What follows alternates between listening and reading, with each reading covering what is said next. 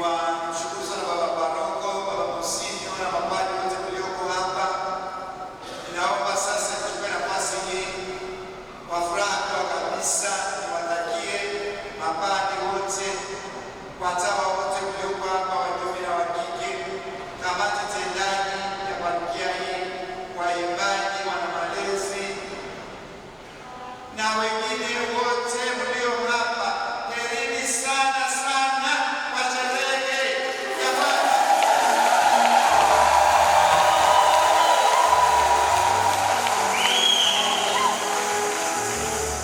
Basi ni zawadi kutoka kwa Mungu, kama nilivyowaomba. Kwa kweli mwaka ni mpya, na sisi tuingie ule mambo mapya jamani, kweli mwaka ni mpya.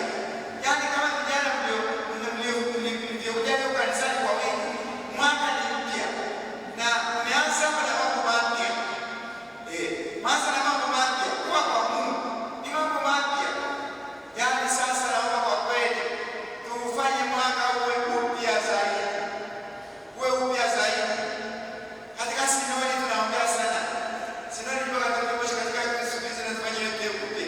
Kuna mabadiliko. Mabadiliko ni kitu muhimu sana.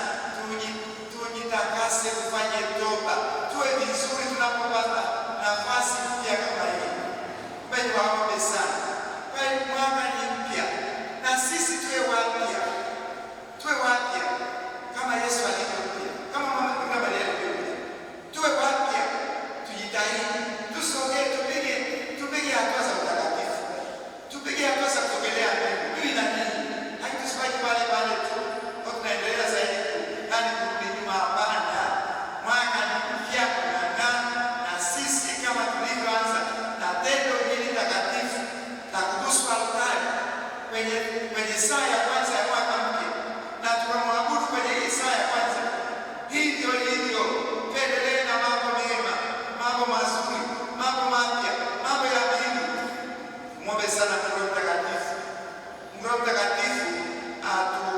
atujalie daima ujasiri, uthubutu wa kusema mimi ni Mkristo Mkatoliki. Hili sio la kwanza, mimi nafanya hili jambo jema. Tujifunze kutenda mema kama Nabii Isaya anavyotuambia. Tuanze kutenda mema, tujifunze kutenda mema, tuingie kwenye shule ya kutenda mema, taratibu. Mambo mema hayaji kwa kasi, yanakuja baada ya kufanya kazi na kwa mateso pia. Hayo kama nyinyi vijana wangu mliokuja kanisani leo hamjafika tena bila shaka. Sasa kama huko hapa, hilo ni jambo jema, ni jambo takatifu, ni jambo la kimbingu. Kwa hiyo usiliache. Yaani hivyo sasa unaanza moja, kesho unaweka la pili, tatu, tunaenda hivyo, tunapiga hatua moja baada ya nyingine. Tunamsogelea Yesu, tunasogelea Mungu, tunasogelea mbingu na tunasogelea umilele huko ambako ni nyumbani kwetu. Niwashukuru sana. Niseme